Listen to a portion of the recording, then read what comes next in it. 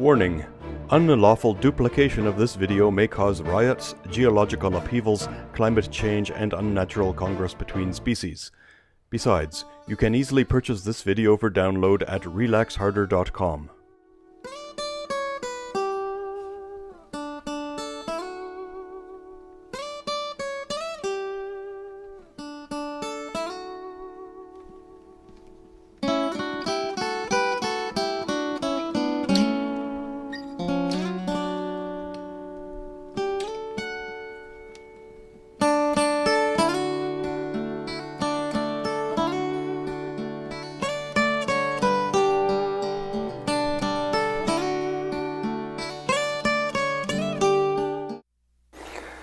And from the end of Wuji becomes Taiji.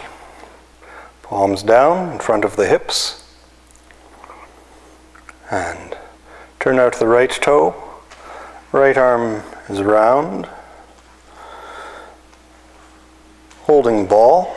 And the left foot steps to the front. Left arm round and Peng.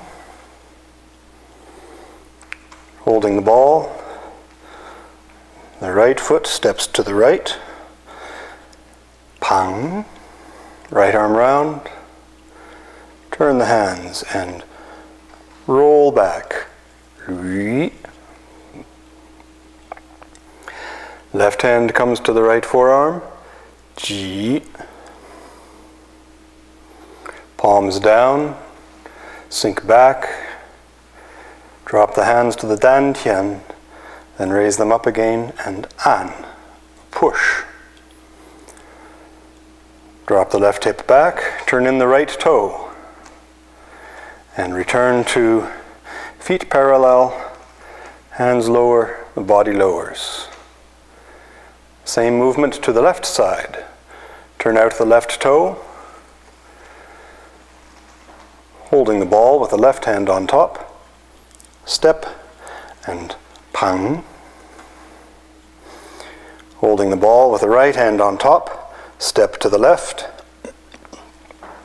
Peng. Left arm round, right palm down. Turn the hands. Roll back. Left arm round, right hand to the left forearm, and Ji, cramming.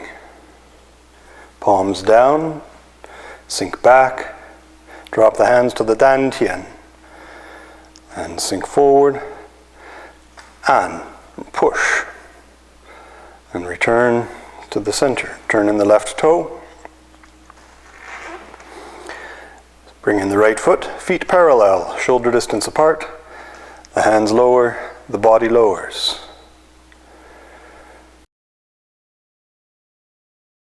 Now that is grasp the bird's tail. Grasp the bird's tail is the archetypal foundation of Tai Chi, meaning the most essential elements in Tai Chi are taught in those first few movements. The first and most important is called Peng, and Peng translates as boing. It's a big, round, expansive energy, but it really refers to relaxing. So Peng is what uproots your opponent, and it is what keeps you connected to the ground and balanced. Peng is like water supporting a boat. You want to be like water. You want all the tension to relax in your body. You want your body and your structure to align so that it's aligned perfectly vertically with the center of the earth. So one part is balanced perfectly upon everything else. So your alignment with gravity, you have a very good relationship with gravity. And when someone tries to push you, if they push you, they'll be pushing the center of the earth because you have such a healthy relationship with gravity. If you do not have very good balance, and if you stand with your body out of alignment, then it's very easy for people to push you around, and it's very easy for you to lose your balance all by yourself.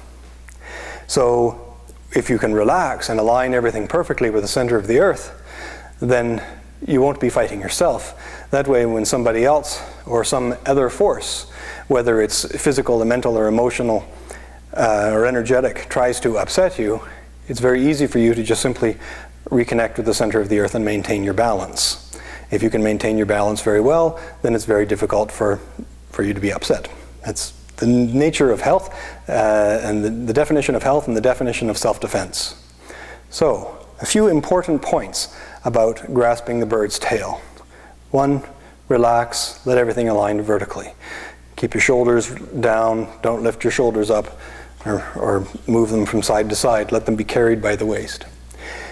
Next, let your thighs take the weight. So your thighs cook, that takes the weight out of your joints. And there are some times when you'll pivot around your central axis, but there are other times when you pivot around one hip or the other. And that's where the trick is. If you can master this, you'll have a great deal of power that most people never really understand. So from the very beginning, you push down with your left thigh. When you shift your weight from one leg to another, you do so by first engaging the ground with the front leg. You don't begin by pushing yourself with the back leg and then catching yourself with the front. Instead, as soon as there is any weight on the front leg, you line it up so that it's ready to take your whole body's weight, and then the right hip goes around. Rather than pushing your weight forward, the right hip just goes around the left foot and carries your body mass around the hip to the front. Then twist your waist, the foot comes in, and again twist your waist, keeping the balance, and step slowly. And the hand rises as the foot steps. There. And then Peng. Same thing, the right hip stays still, the arms are relaxed, they're just carried by the waist, and the left hip carries the weight around to the front. From here, rotate the forearms, twist the waist, and then drop the left hip back. The right hip stays still at first, the left hip drops back. That moves the hip around, the left hip goes around the right hip. So it moves it around the right hip. And then as the weight settles in here and the left thigh lines up with the left foot, then you can push in with that foot and the right hip can come around a little. You can even turn the toe in a little if you like, but it's not really necessary. But after you bring the weight and it's solid on this leg, then you bring the right hip around, and that allows you to roll and lets the arms just float along. All of this movement with the hips allows your waist to relax and stay balanced, and it allows your arms to be moved by the whole body rather than having the arms move separately or in addition to the movement of the waist. The arms are still, the body moves.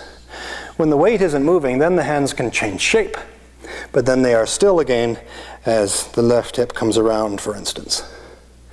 And you may bring the left hip around.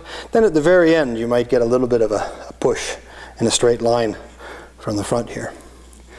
Then the hands extend. When the hands extend, the shoulders stay relaxed. Don't extend the arms out like that. But you let the hands go out, the shoulders are relaxed, elbows dropping, then drop the left hip back. And you notice that it's not my hands moving to the side, it's my left hip dropping back. Then the hands drop to the dantian, and then come back up again. And then the right thigh takes the weight and the left hip goes around again. And